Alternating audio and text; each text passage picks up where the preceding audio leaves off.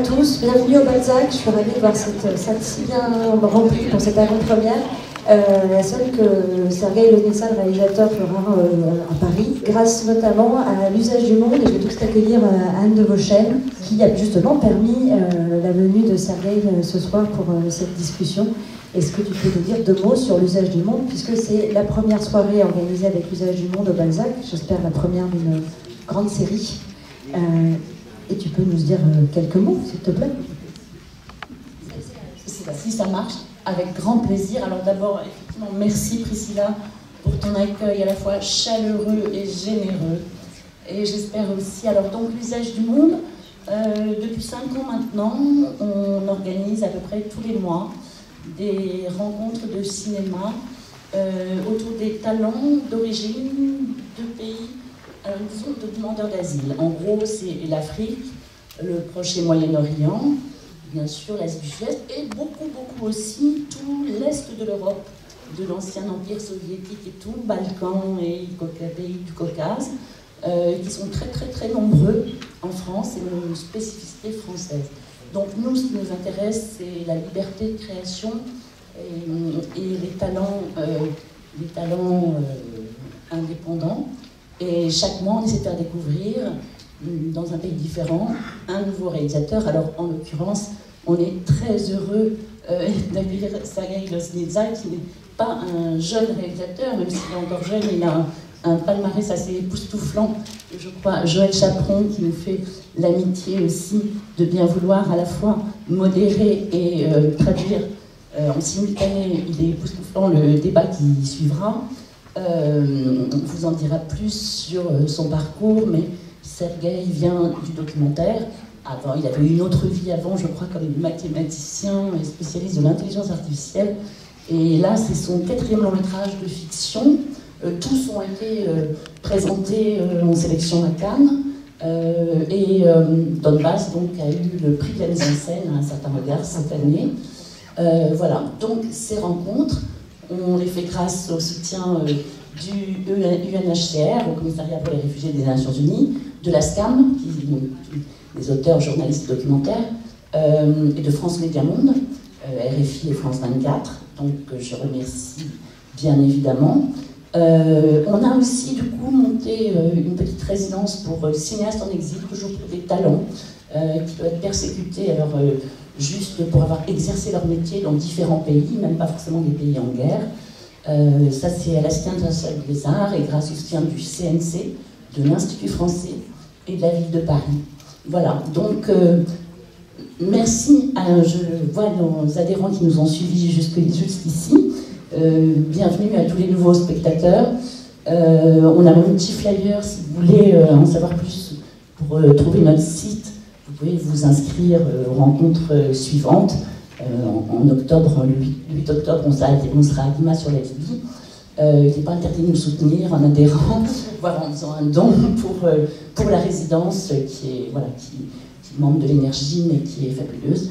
Et pour ce film, je voulais aussi bien sûr remercier les producteurs, Jacques Bidou et Marianne de JBA. Du moment de JBA.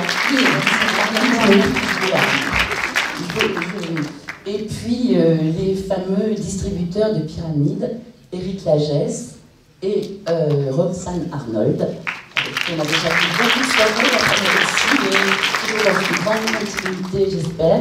Le film sort demain. Et j'espère que vous allez en dire et en penser le plus grand bien et le dire autour de vous. Merci beaucoup. Et alors j'appelle tout de suite Sergueï Loznitsa.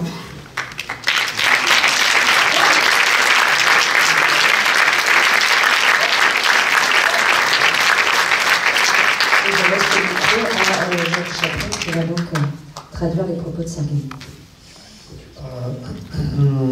Bonsoir. Спасибо большое, что вы пришли.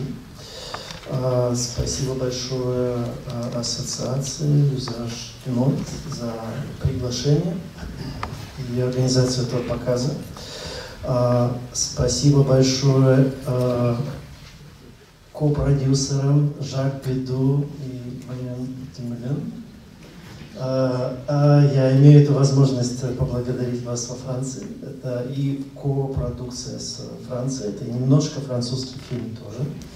Bonsoir, bonsoir et merci beaucoup à tous d'être venus. Je remercie surtout l'association L'Usage du Monde qui a organisé cette soirée. J'en profite aussi pour remercier mes coproducteurs, Jacques Bidou et Marianne Dumoulin, et c'est pour moi la possibilité de les remercier en France, puisque c'est un film qui est partiellement français. Я пару слов скажу по поводу этой картины. Значит, она основана в основном на историях, которые мне рассказали, которые относятся к началу этой неизвестной войны, которая ведется до сих пор в Европе между Россией и Украиной. И основана на аматорских видео, которые снимали неизвестные люди и потом поместили эти видео в интернет.